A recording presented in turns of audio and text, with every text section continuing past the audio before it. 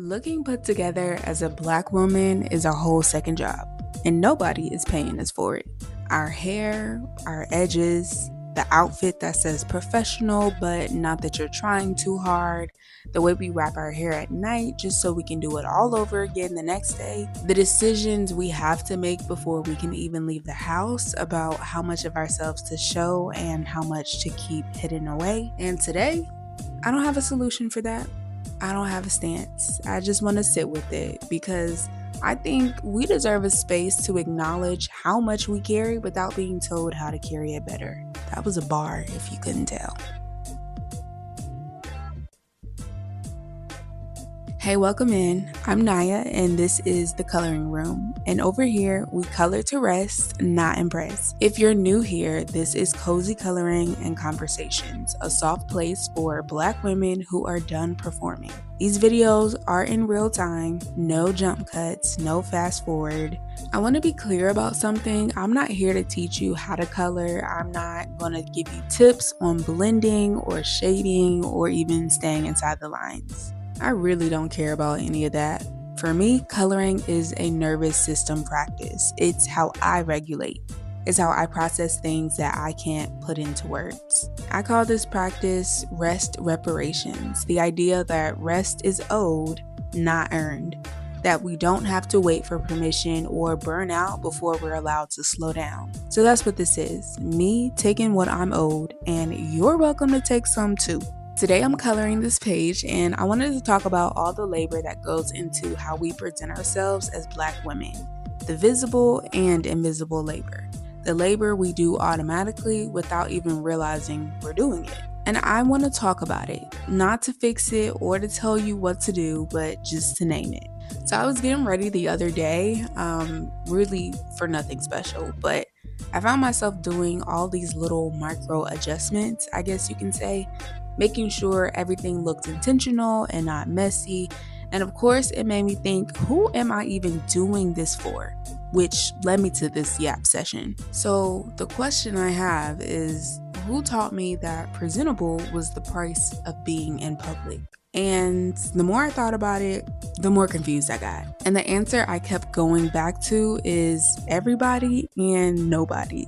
It's generational. It's what we have and currently do to survive. And it's exhausting. I don't think most people understand how many decisions Black women make before we even leave the house. Not about what we want to wear, but what's safe to wear. What will be perceived correctly, what won't invite commentary or judgment or that look.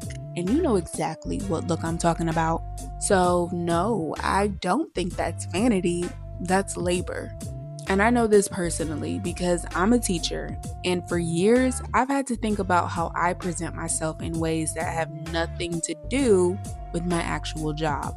I have a bit of an edgy personality, I always have. And I'm just now getting to the point where I accept that about myself. But for a long time, I was afraid of it. Afraid of being too much. Afraid that the way that I naturally showed up would be held against me. And of course, my hair got dragged into that as well.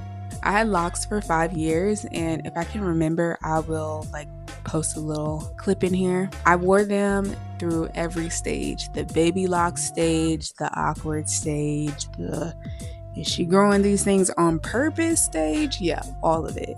But I really wanted Black girls to see me and know that the way your hair grows out of your head is beautiful.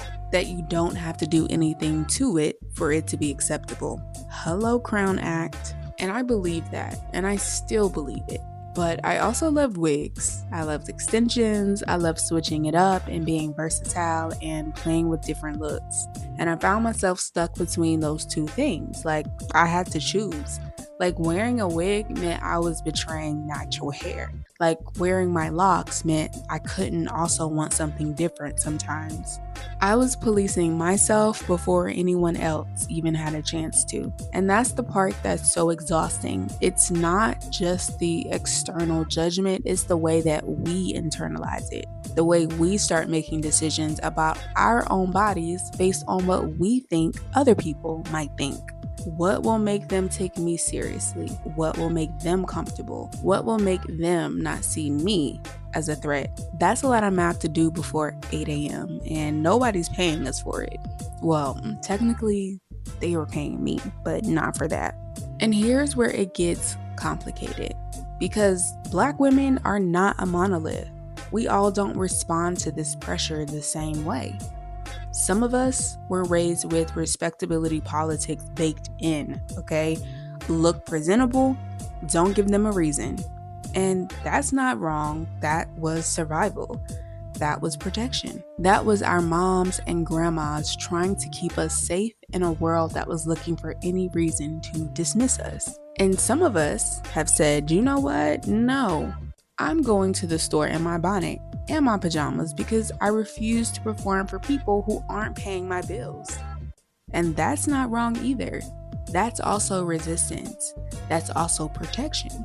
Protection of time, of energy, of the parts of ourselves that we're tired of giving away. And before anyone thinks to comment, I'm not here to tell you which one is right, because I've been both. Some days the thought of putting a bra on and taking my bonnet off to walk outside to get my mail makes me want to puke. Some days I perform because I'm in a space that requires it. Some days I refuse to perform because I'm tired of spaces that require it. And I think that's okay. I think we're allowed to move through this however we need to on any given day. What I don't think is okay is pretending the pressure doesn't exist or judging each other for how we respond to it. I saw a creator quote this on TikTok about the discourse, and she said, "We're all navigating the same impossible equation. We're all doing math that nobody else has to do." Chef's kiss. After my little TED Talk, you're probably wondering, where does rest fit into all of this? Because that's what I keep coming back to. Rest reparations. The idea that rest is owed, not earned. And I think part of rest is releasing the need to have it all figured out. I don't have a solution for the respectability debate. I don't know how to fix a world that polices Black women's appearance no matter what we do. I can't make that pressure disappear, but I can do this. I can sit here, color a page with hair wrap strips on it, a symbol of all the labor we do to maintain ourselves. And I can let that be soft. Because the more I think about it, wrapping our hair isn't just about looking good for the next day. It's the last thing we do for ourselves at night. It's protection. It's saying the day is done, I can rest now.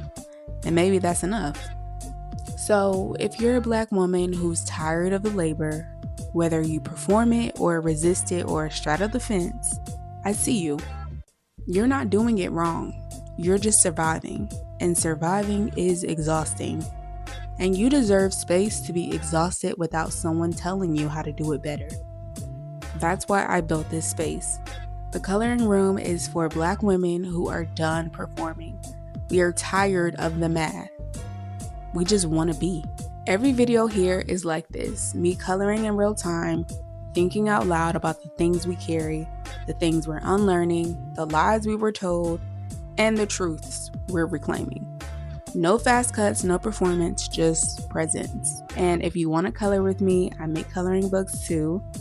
This one is called Beauty Supply Haul. It's part of what I call the Black Girl Archive, which are just coloring books that feature Black women in soft moments, cozy spaces, and the kind of scenes we were never really centered in. They're on Amazon. I'll put the link below, but there's no pressure. You don't have to buy anything to be here.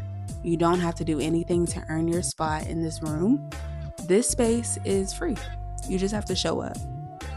And I think that's where I'm going to leave it today. I don't have any solutions, no stance, just acknowledgement. The labor is real and the pressure is getting worser. And however you're navigating it, you're allowed to be tired. You're allowed to take up space without earning it first. And you are allowed to rest before you figured it all out. I see you, and you belong in soft places. I'll see you in the next one.